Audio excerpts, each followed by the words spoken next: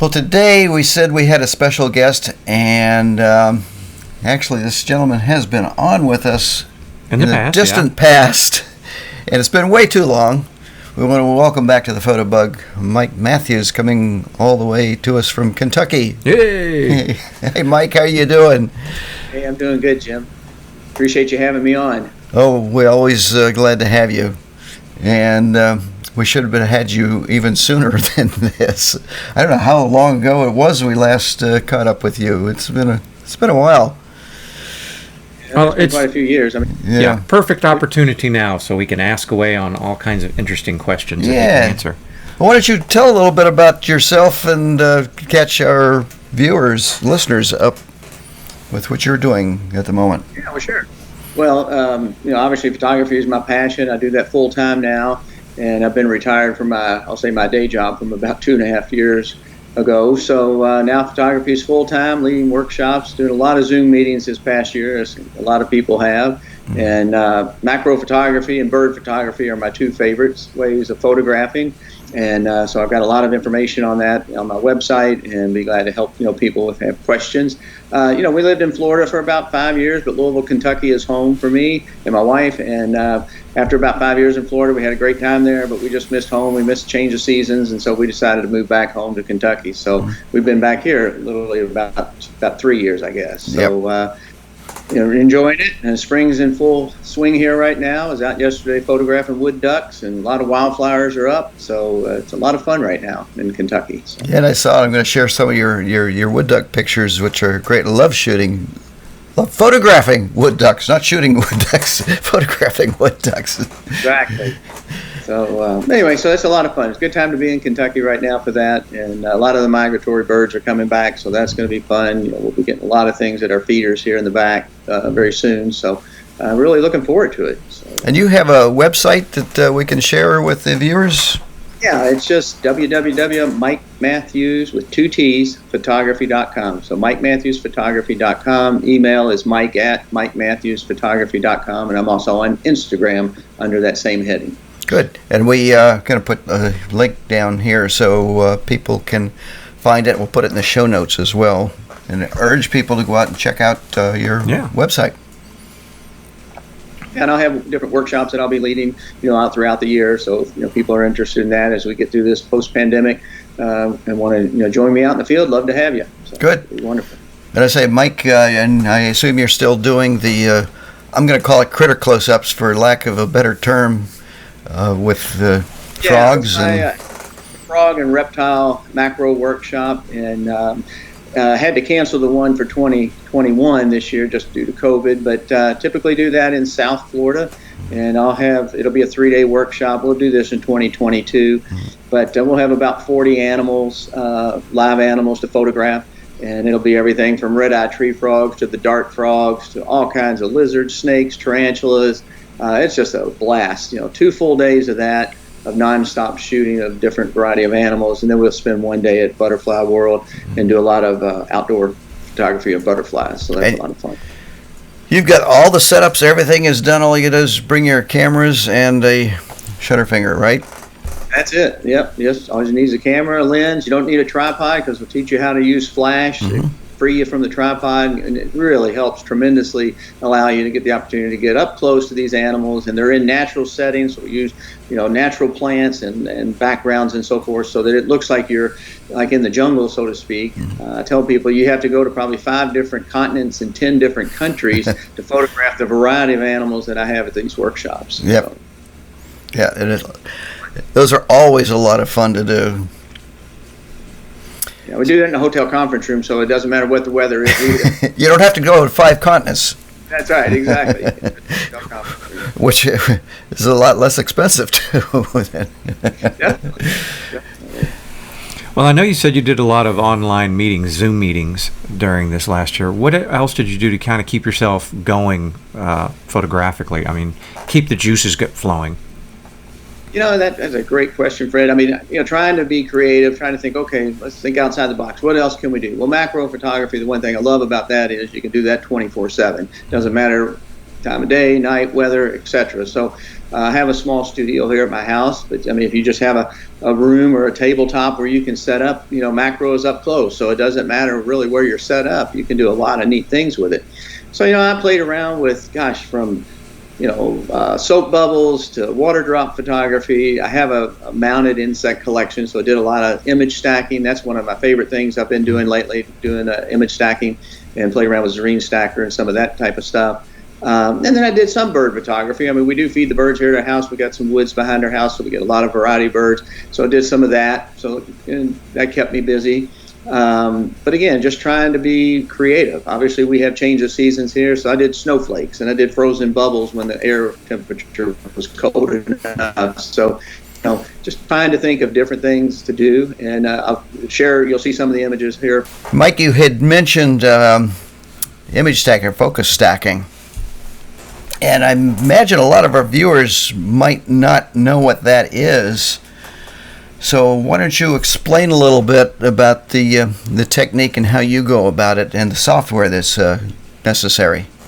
Yeah, sure. That's one of the things I've really been exploring a lot during this past year, and due to the fact that I love macro photography, but doing high magnification where you're actually taking multiple images. So in some cases I'm shooting as, say, minimal 20, but up to 60 images, and gradually moving the camera forward in micro increments as I'm photographing, say, the face of a bug, a horsefly, for example, one of these pictures you'll see. That's about 60 shots from the very tip of his nose all the way back just behind his eyes. And so what that is, you can do it either manually on a focus rail where you basically hand turn these rails very slightly, or you can do a motorized rail. And since I do macro photography so much, I actually invested in the motorized macro rail. So what I can do is hit a start button and focus at the front of the subject, whether it be an insect, a flower, whatever, and then look at where I want the focus to stop, say beyond the point of the insect's head or the backside of the flower, and then put in 60 steps, for example, hit go, and it actually motorizes my camera on a rail in those increments, and I don't have to touch it, and it does it all on its own.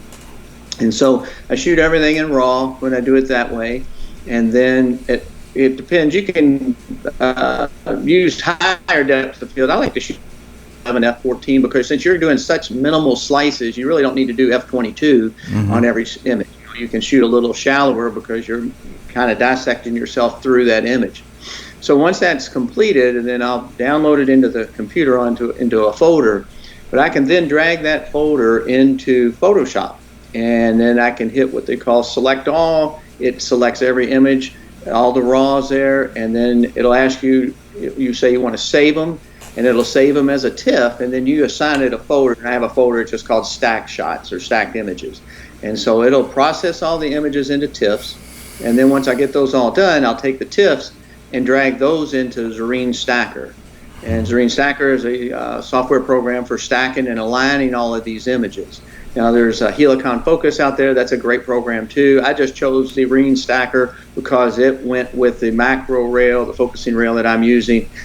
They partnered with them, so it's best to have what they recommended. So that's what I did. And you can do this in Photoshop, but you'd have to do it manually and carefully mask out the parts that you want. It would be quite a bit of work with 60 images. Yeah, so much easier doing it this way, to me anyway. So, and then it'll process the image. You just put stack images, and then it just processes it. It takes, if you got 60 images, it may take a minute or a minute and a half to process them all, but it lines them up, and it'll have a before of each image to the left, and on the right-hand side, you'll see as that image progresses, and it gets sharper and sharper until it finally puts out what they call an output image, and I just save that to my desktop, and then, then you can do any finishing to that you'd like. So, what focal length macro lens do you use? Out of curiosity, because the longer lens would be the shallower depth of field you would have. Yeah, I have 4 macro lenses. I got the 50, the 100, the 180, but my favorite for that type of stuff is the MPE 65 Canon lens. So that's one goes up to 5 times life size. You broke up a little bit. Converter on. Would you mind repeating the lens again? I'm sorry, you broke up just a little bit there. Yeah, sure, no worries. I say I have four macro lenses. I have a 100, or excuse me, a 50, a 100, a 180, and then my favorite for high magnification is the MPE 65, and that starts out at 1:1 and goes up to 5 times life size. But in some cases, like with this horsefly, I use a 1:4 converter on it, so you're shooting at about 7x. And so it's extreme magnification. I mean, you see every little cell on the horsefly's eye. I mean, it's just absolutely amazing the detail you get with that. Yep. So I use that quite a bit. And sometimes I use the 180 maybe with some extension tubes just to allow me to get closer on the focus. Just depends on how much I want in the frame or how big I want the subject to appear. Sounds good. Yeah, it's a lot of fun. So if anybody has any specific questions about that technique, just go ahead and write us, and I'll be sure, or directly write to Mike himself, because I think that would be something that would be of interest to at least those photographers who are interested in macro photography, because it's kind of a more advanced macro technique. And some of those images you can get are almost scary, but beautiful. Yeah, really. It looks like some of them look like they're from outer space. You know, it's just amazing what you can do. And I'm actually working on a Zoom program strictly on high magnification photography. So anybody's interested in that type of thing. There you go. For multiple Zoom meetings on macro, but one specifically on high magnification. So. Yep. And what other workshops have you got planned for now that we're coming out of the pandemic? Have you got things around Kentucky or outside of the area? I got a couple. I mean, right now, the next closest one will be a waterfall and wildfire workshop that's going to be in Asheville, North Carolina, and that's going to be the first week of May. It'll be the May 4th, 5th, and 6th.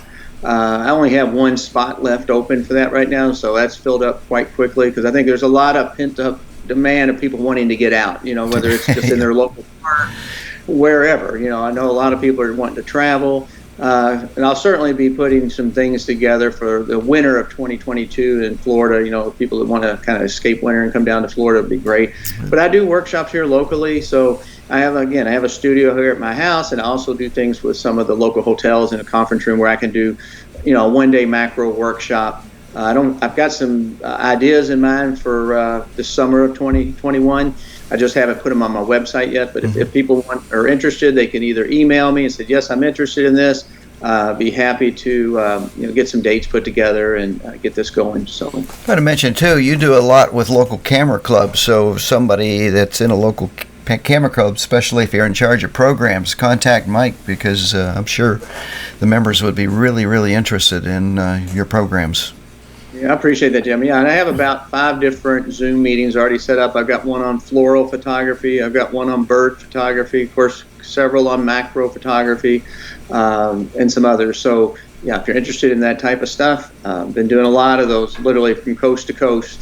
Got California coming up next week, and Kansas City after that. So it's kind of been a whirlwind tour of the U.S. on Zoom. And you also do St. Augustine every year at the birding festival. Great. It's been a couple of years since I've been there, and I know they've been virtual this year. But yeah, I've done the St. Augustine Birding Festival 3 times with my macro workshop. I've done the Space Coast Birding Festival there, and then I've done the F3C conference in Fort Myers a couple of times. I'm hoping to be back there this coming year in 2022.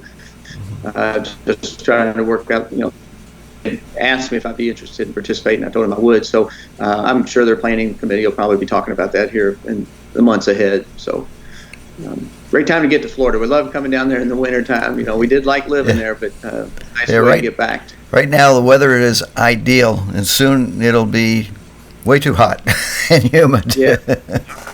Those summers, yep. Yeah, that's what we avoid South Florida in the summer, when we try to stay as close to the coast in this area as possible. Sure. No, I understand. Well, again, that's a nice thing with when I was doing macro down there. I mean, again, you can be inside. It can be July and high humidity and hot, but you could be in a air-conditioned conference room and still having some fun photography. So. Yep. And one of the things we always put our guests on the spot, because you do workshops, you have a particular bit of advice or something that you see, especially beginners do, that you would like to share? Well, I encourage people to invest in workshops, not necessarily with me, but anybody for that matter. I mean, I learn every day, and I learn from other photographers. And to me, when you're with like-minded people that like photography, you're going to pick up tips. And I can tell you that people that have been to my workshops, and not me so much doing some of the instruction, of course, but other photographers. You know, I shoot Canon, but I don't shoot Nikon. And people that have Nikon cameras, I might not have every answer, but there'll be somebody in that group that has a Nikon camera. Oh, let me show you this. And next thing you know, they've solved their problem and they're on their way, you know, photographing. I mean, some things are kind of basic across the board, but there's other things that are a little more technical by actual camera manufacturers. So I just encourage people to get out there, you know, put yourself in the best potential opportunity and go shoot, even if it's in your local park or even the zoo or whatever. You know, just get out there and enjoy nature. Yeah, that's so true. I can't tell you how many times I've learned things from students, especially people that are just starting out, that will do something that would not even occur to me to try, and it actually works. And then I will bring that into my bag of tricks, my toolkit. Yeah. Pick up a little tip here or there, and then you incorporate your own idea to what you want to do. I mean, there was a lot of things on YouTube and stuff this past year that I picked up some ideas, you know, about whether it's the soap bubbles or whatever. But then I thought, you know, I'm going to take that a step further, and that's where I put these little ornaments in there, and you know, it really made for some fun stuff. So just be creative and don't be afraid to try something. And some of those things are a little tough for us to do. The snowflakes and frozen bubbles are a little hard for us. Yeah. Maybe in a walk-in freezer, we might be able to do it there. Yeah, the snowflakes might be a little tough even there. Yeah, it's funny when you do snowflakes, you think about that. And I tell people when you're doing them, the best times when you just have flurries, obviously not a full-fledged snow because you want just the individual flakes that are kind of coming down sporadically. But even leaning over them, your breath can melt it before, you know, you just get it in focus. Yeah, all of a sudden it just it's gone.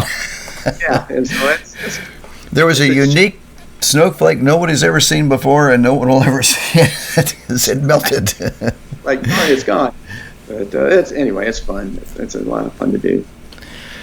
Well, do you have anything that you want to add to sum up, or I know you shared some photos that we're going to share with our viewers here.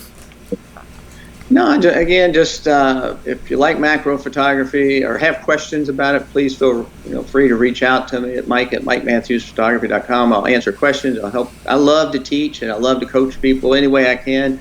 To me, I learn every day. So, and no question is too silly, whatever. I mean, I'm there to help people advance their photography to whatever level they want to be. And I may not have all the answers. I'm not, I don't have them all, but I'll certainly try to help people where I can. Good. At least you're not going to just make something up and tell people, oh, this is what you got to do. And I do hummingbirds. That's another thing I do. If people are interested, I've sent a couple pictures of that for you to look at as well. But, again, just explore new opportunities. Great. And I'm hoping the next time, later this year, that we catch up with you will actually be in person. We're hoping to catch up with you and Chris Clapeek as we head up through Kentucky. So, I'd love to have you here. So you just know when you're going to be here, and spend a few hours or whatever time you all have. We'll make sure we can have some good time, a fun time. There you go. Sounds good. Sounds fun. Well, I do appreciate your time. Yes. And we're going to share some of your pictures as we go out here with our viewers, and look forward to coming back on the Photobug podcast. And we hope we're going to get together with you a little later this year. That sounds great, Jim. Fred, thank you as well. Hey, and look forward. Thanks. Looking forward to seeing you. Yeah. It's on the calendar.